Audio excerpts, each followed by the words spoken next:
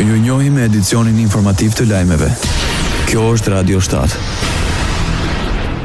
Alianca për shqiptarët në Maqedoninë e Veriut vijon të mbetet e hapur për diskutime me shefin e qeverisë. Në një dalje për mediat, Arben Taravari thënë se janë në komunikim të vazhdueshëm me kryeministrin Istraj Mickovski dhe se do të informojë opinionin për hapat në vijim. Kryetari i Aliancës për shqiptarët Arben Taravari konfirmoi se për këtë subjekt politik nuk ka më hapësirë brenda koalicionit. Ne kishim takim me kryeministrin para 2 ditësh, thamë që do të vazhdojmë të bisedojmë dhe jemi në komunikim. Për veprimet më të tjeshme ju informojmë përsëri. Deklaroi Arben Taravari nga Alianca për shqiptarët.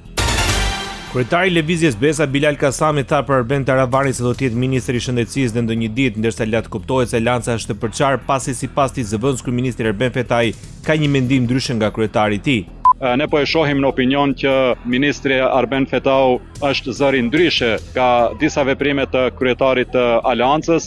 Ne urojmë që ky zë ndryshe në Aleancë të jetë i fuqishëm dhe sigurisht edhe një herë ne do të dëshironim që edhe më tutje Aleanca për shqiptarët të jetë pjesë e koalicionit, të vlen pjesë e qeverisë, por në asnjë moment me element të cilët kanë bashkëpunuar dhe vazhdojnë të bashkëpunojnë me Ali Ahmetin dhe BD-n.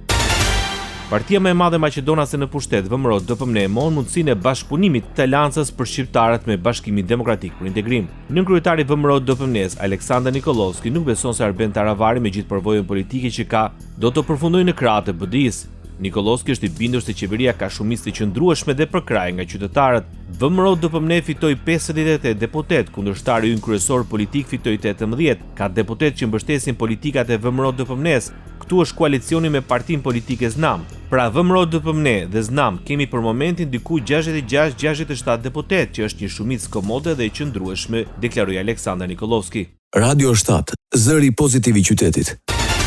Kryeministri Edi Rama u bëri dhe një thirrje emigrantëve të dorëzojnë fletët e votimit për zgjedhjet parlamentare të 11 majit. Përmes një video në rrjetet sociale, kreu i qeverisë ju kujton zgjedhjet se ka mbetur dhe pak kohë nga mbyllja e fatit. Përfitoj në rastit të them të gjithë atyre që kanë akoma zarfin në shtëpi, qoftë në Greqi, qoftë në Itali, qoftë në Gjermani, qoftë në Britani, qoftë në Amerikë, qoftë kudo tjetër, që të mos e mbajnë në shtëpi, ta nisin. Ndër të tjera, kryeministri konfirmoi se është aprovuar dhe hapje një tjetër grup kapitulli të negociatave me Bashkimin Evropian. Mora dhe lajmin që grup kapitulli tjetër i negociatave u aprovua për të hapur. Pra, kemi hapur 16, hapim dhe 8 të tjerë tani, që bëjnë 24, mbeten dhe 11 për të hapur. Për kreun i qeverisë shqiptare ky është një rekord, pasi asnjë vend nuk i ka hapur të gjithë kapitujt në një vit dhe asnjë vend nuk i ka mbyllur negociatat në 3 vite. Opozita shqiptare shpreh shqetësimin për rrezikun e manipulimit të votës së diasporës. Drejtuesja politike e koalicionit Alianca për Shqipërinë Madhështore, Josefina Topalli, i cilësoi si shkelje të rënda të integritetit zgjedhor dhe si një krim të organizuar që dëmton thelbësisht procesin demokratik, ngjarjet e ndodhura me votën e emigrantëve në Greqi. Sipas saj, njerëz të paidentifikuar që marrin edhe 100 zarfe votimi nuk janë thjesht një shkelje e ligjit, por një tentativë për të manipuluar votat dhe për të korruptuar postierët që janë pjesë e procesit zgjedhor.